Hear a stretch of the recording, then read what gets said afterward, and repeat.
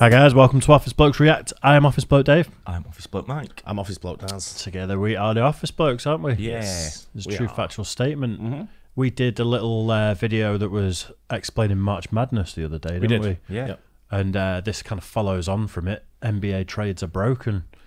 It's nothing to do with March Madness. Well, March Madness goes from the college to the NBA, doesn't it? It does, yeah. But that's the draft system that goes from the you draft from the college system. Is it not tied to this in any way? I thought it would be. No. Right. Okay. Fair enough. This is an NBA trade, so this is like signing a player that plays for someone else. In the so NBA. it's already established players getting traded rather than your entry level into the NBA. You're talking. It says there on the headline: Nets trading Kyrie Irving to the Mavericks.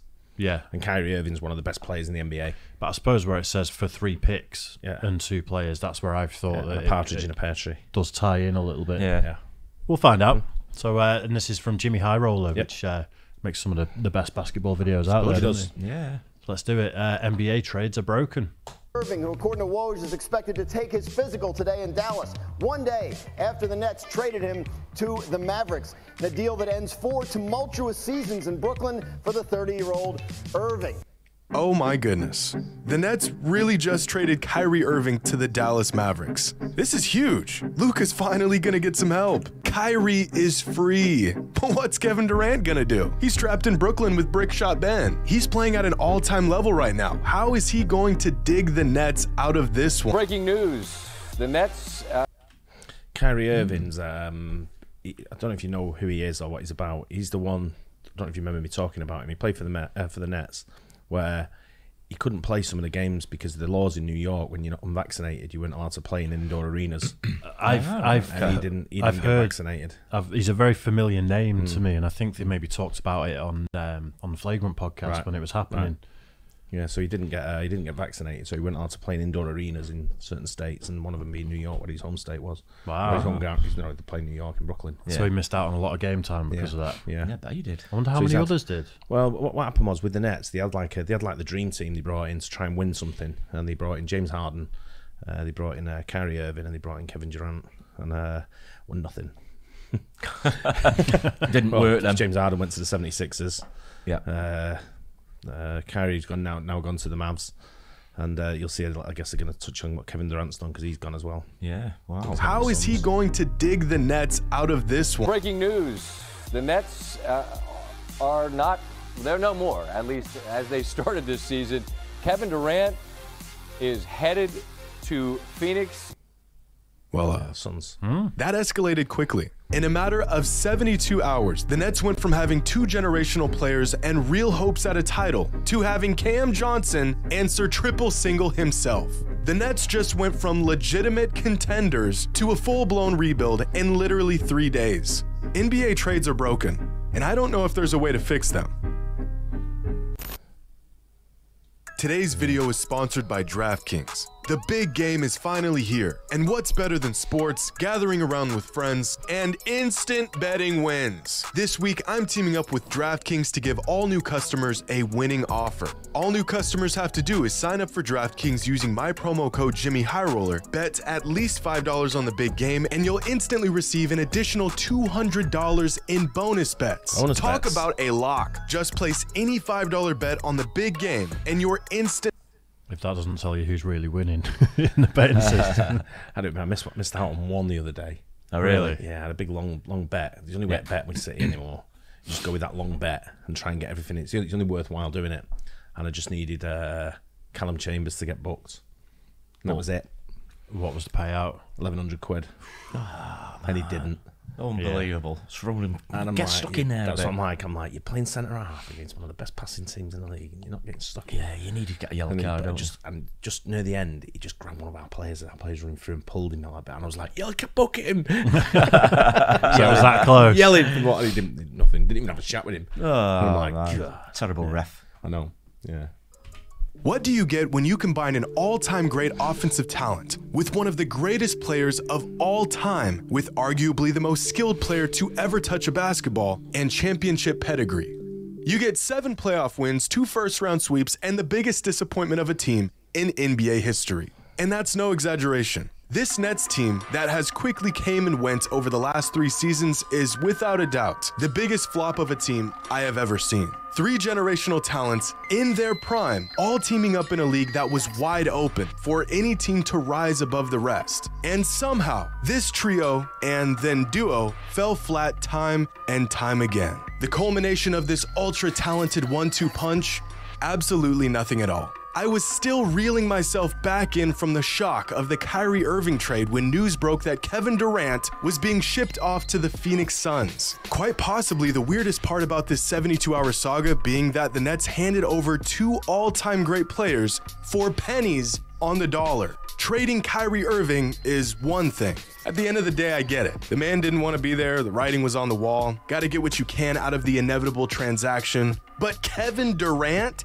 KD, the Slim Reaper, you couldn't waterboard me into trading that man. You could dangle me by my ankles off the face of a 10-story building, mob style, and I'd say my prayers before trading away Kevin freaking Durant.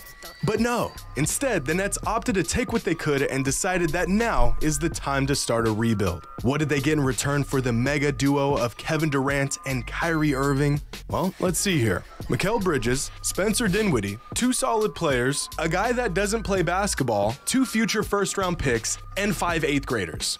I mean, this is getting out of hand. Wow. That's very forward thinking, isn't it? Like 2029 second-round pick. Yeah. First-round pick. Yeah, but what you've got there, you've got the 23 first-round pick. They've got their first-round pick, so they've also got their own first-round pick, so they get 2 first-round picks. Yeah. Right? Yeah. So they're you're replacing 2 with the future. So you're doing it, like you say, doing a full rebuild. But I think they've got to bring someone in to try and replace Kevin Durant at least, and Kyrie Irving as well. But Yeah, big players, aren't they? yeah, because they didn't really. James Harden when he went to the 76ers. It's. Don't know. I like the Nets as well, but It's just an interesting one, isn't it?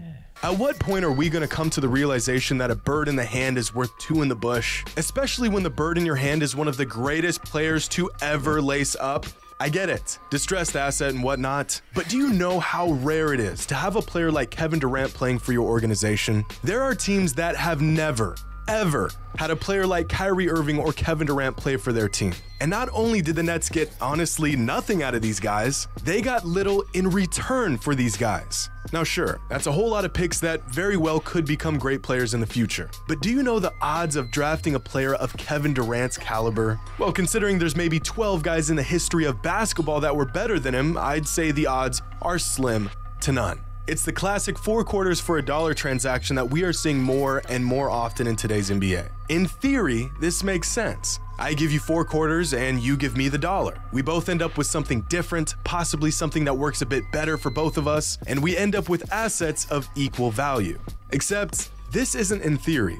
This is the NBA. 1 Kevin Durant is worth more than 7 assets that are significantly worse than Kevin Durant. In real life, I can just go and get another $1. But in the NBA, you can't just go and get another KD. In the NBA, the $1 is vastly, exponentially more valuable than 4 quarters. And yet these trades just keep on happening. Take a great, proven player and get cornered into trading him for multiple assets that may or may not add up to the value of that 1 player. And this, my friends, especially under these circumstances, rarely pans out. But of all the takeaways from these 2 blockbuster deals, I think the biggest realization that I've come to is just how bad the Timberwolves have railed themselves with the Rudy Gobert trade. Because you could argue that the Timberwolves gave up just as much for Rudy Gobert as the Suns did for Kevin Durant. The Timberwolves thought they were trading 10 dimes for $1, not knowing that Gobert was actually a counterfeit bill. So did the Suns get a great deal, or did the Timberwolves get fleeced?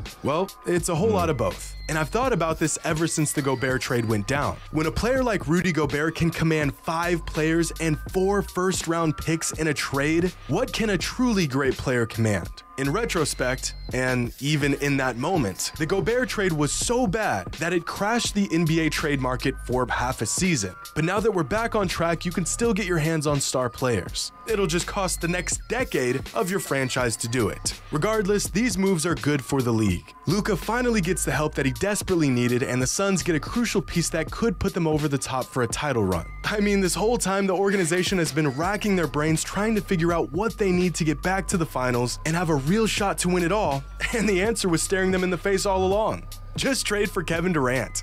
But looking back on the failed experiment that was the Brooklyn Nets, I think the most disappointing part is that we never really got to see the full potential of this duo. It always felt like right when they would gain some momentum, something would happen. Durant would get hurt, Kyrie would stir up some controversy. The basketball part of things was always good. It just felt like compared to all the other distractions, there wasn't a whole lot of basketball going on between these two simultaneously. In fact, out of the 4 seasons and 280 games that took place while Kyrie and Durant were on the Nets, they only played together 87 times. And that is a basketball tragedy. But I'm interested to see how the Suns look with Kevin Durant. I anticipate they'll go on a run here and make a push for the top seed in the West. Come playoffs, if they are healthy, I think they're capable of taking down any team in the conference. And now that the Mavericks have strengthened their backcourt, I am hopeful that Kyrie Irving has been rejuvenated and we can see him and Luka at full strength. And rip the Nets.